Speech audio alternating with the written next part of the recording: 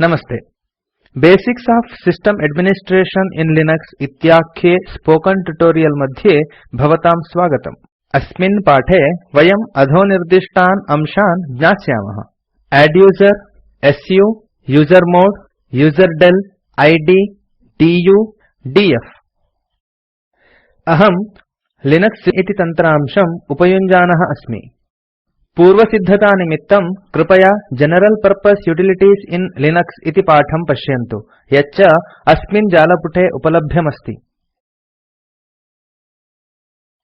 दर्शितानाम् आदेशानां चालनाय एडमिन् प्रवेशार्हता भवेत्।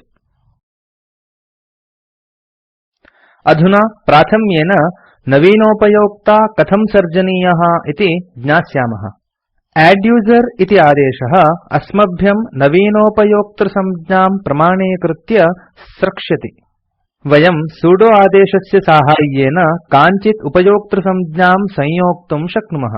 अधुना अहं सुदो आदेशम् अधिकृत्य संक्षिप्तं विवृणोमि। सुदो इति आदेशः प्राशासनिकोपयोक्त्रे अध्युपयोक्ता इव आदेशचालनाय अनुमतिं यच्छति।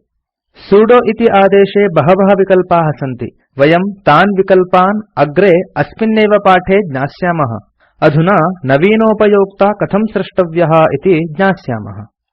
अहम् एतावता एव अत्र टर्मिनल उद्घाटितवान् अस्मि। अत्र सुदो स्पेस् adduser इति टङ्कयित्वा enter नुदन्तु। तदा भवान् कूटशब्दनिमित्तं सूचितः भवति। अहमत्र एडमिन् इत्यस्य कूटशब्दं दत्वा enter नुदामि। टङ्कितकूटशब्दः अदृश्यरूपेण भवति। अतः अस्माभिः जागरूकतया कूटशब्दः टङ्कनीयः। यदा enter नुदामः तदा adduser: only one or two names allowed इति सन्देशः दृश्यते। अधुना डक नाम्ना कञ्चन नवीनोपयोक्तारं सृजामः। अधुना आदेशं टङ्कयन्तु। Sudo space adduser space duck इति टङ्कयित्वा enter नुदन्तु। इदानीं वयं डक नाम्ना नवीनोपयोक्तारं सृष्टवन्तः। एवं नवीनोपयोक्तृसर्जनसमये पृथक्तया उपयोक्तृसम्बद्धं किञ्चन होमे डायरेक्ट्री इति स्वयं सृष्टं भवति। अत्र अवधेयः अंशः नाम अधुना वयं डक इति उपयोक्त्रे नवीनकूटशब्दनिमित्तं सूचिताः भवामः। स्वेष्टं कूटशब्दं टङ्कयन्तु। अहं तु डक इति कूटशब्दं टङ्कयित्वा enter नुदामि। कृपया नवीनकूटशब्दं पुनः टङ्कयन्तु।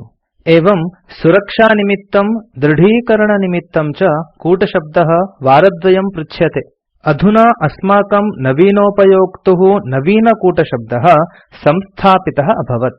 वयमत्र अधिकविवरणार्थम् अपि पृष्टाः भवामः, परं समयाभावात् अहं केवलं फुल् नेम् निमित्तं डक इति पूरयित्वा अन्यविवरणस्थानानि enter नोदनेन रिक्तं स्थापयामि। enter। अहं y इति नोदनेन एतत् सर्वं दृढीकरोमि। एतत् सर्वविवरणं समीचीनम् अस्ति इति दृढतायै अस्ति। अधुना परीक्षामहे यत् उपयोक्तृसंज्ञा सृष्टा उत न इति। परीक्षणार्थं कृपया आदेशसंसूचके ls /home इति टङ्कयित्वा enter नुदन्तु। होमे फोल्डर मध्ये कति उपयोक्तारः सन्ति इति दर्शयितुं ls आदेशः उपयुक्तः भवति। अपि च अत्र अस्ति अस्माकं नूतनतया निर्मितः डक इति उपयोक्ता। अधुना अवसर्पिणीं प्रति गच्छामि। अधुना अपरः आदेशः अस्ति su इति। su इति आदेशः स्विच यूजर निमित्तम् अस्ति।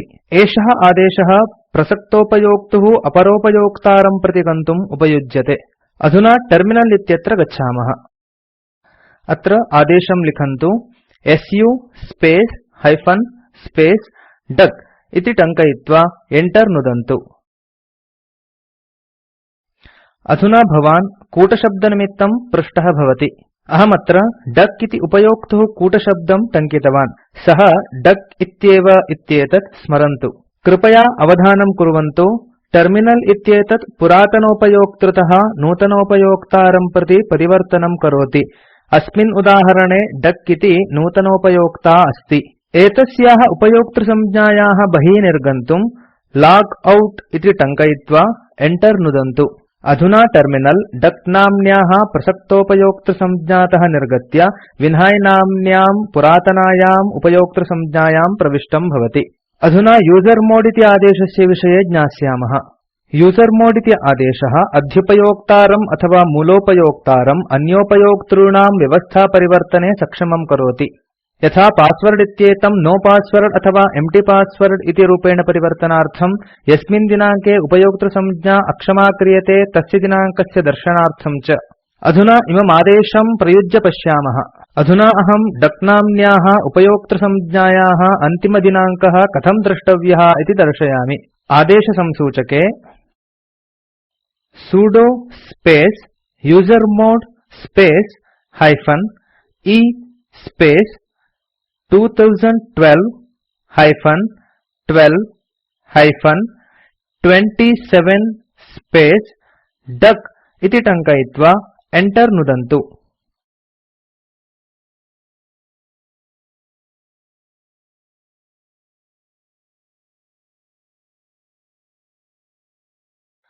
उपर्युक्तस्य आदेशस्य -e इति विकल्पस्य साहाय्येन उपयोक्तृसंज्ञायाः अन्तिमदिनाङ्कः निश्चितः भवति। अधुना भवन्तः डक इति उपयोक्तृसंज्ञायै अन्तिमदिनाङ्कस्य निर्धारणं कृतवन्तः। अधुना UID अपि च GID इति आदेशद्वयस्य विषये चिन्तयामः। ID इति आदेशः सर्वेषाम् उपयोक्तॄणां गुम्फानां च अभिज्ञानं कर्तुम् उपयुज्यते। उपयोक्तारम् अभिज्ञातुं वयं ID स्पेस् -u इति आदेशम् उपयुञ्ज्महे। समूहोपयोक्तॄन् अभिज्ञातुं वयं ID स्पेस् -g इति आदेशम् उपयुञ्ज्महे। अधुना प्रयोगं करवाम। टर्मिनल इत्यत्र ID इति टङ्कयामः अपि च enter नुदामः। अधुना उपयुज्यमाने उपकरणे उपयोक्तुः ID अपि च समूहस्य ID द्रष्टुं शक्नुमः। केवलम् उपयोक्तुः ID प्राप्तुं वयं -u इति आदेशम् उपयुञ्ज्महे। अधुना ID स्पेस् -u इति आदेशं टङ्कयित्वा enter नुदामः। अधुना वयं केवलम् उपयोक्तॄणाम् ID द्रष्टुं शक्नुमः। परमस्माभिः उपयोक्तुः नाम ज्ञातुं किं करणीयम्? नाम ज्ञातुं टर्मिनल मध्ये ID space -n space -u इति टङ्कयित्वा enter नुदामः। अधुना वयम् उपयोक्तुः ID स्थाने तेषां नामानि द्रष्टुं शक्नुमः। इदानीं समूह ID कृते आदेशान् अधिगच्छामः। अधुना ID स्पेस् -g इति टङ्कयामः। अत्र वयं समूह ID द्रष्टुं शक्नुमः। यदि वयं सर्वेषां प्रसक्तोपयोक्तॄणां समूहम् अभिज्ञातुम् इच्छामः तर्हि ID स्पेस् बृहदक्षरेण G इति टङ्कयित्वा enter नुदन्तु। कृपया अवधानं यच्छन्तु यत् अहं G इति बृहदक्षरेण एव लिखितवान् इति। परिणामं स्वयमेव पश्यन्तु। अधुना वयम् उपयोक्तृसंज्ञायाः नाशनं कथं करणीयमिति ज्ञास्यामः।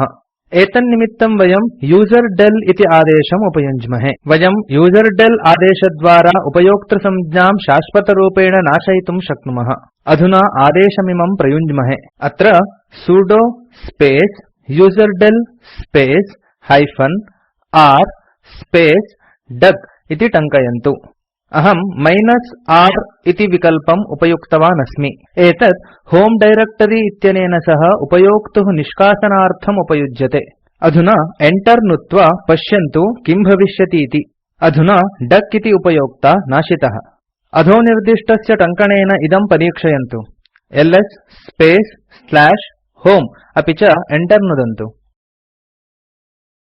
वयमत्र डक इति उपयोक्तृसंज्ञा नष्टा इति द्रष्टुं शक्नुमः। अधुना वयं स्लाइड्स् प्रति गच्छामः। लिनक्स सिस्टम् एड्मिनिस्ट्रेशन् इत्यत्र उपयोगकरादेशौ नाम df du आदेशः च। df इति आदेशः डिस्क मध्ये उपलभ्यमानरिक्तस्थानस्य विषये ज्ञापयति। अपि च du इति आदेशः डिस्क मध्ये सञ्चिकया आक्रान्तस्य स्थानस्य विषये ज्ञापयति। कृपया एतौ द्वावपि आदेशौ उपयुज्य तस्य प्रयोजनं स्वयं पश्यन्तु। अधुना टर्मिनल प्रति गच्छाम। कृपया df स्पेस् -h इति टङ्कयित्वा enter नुदन्तु।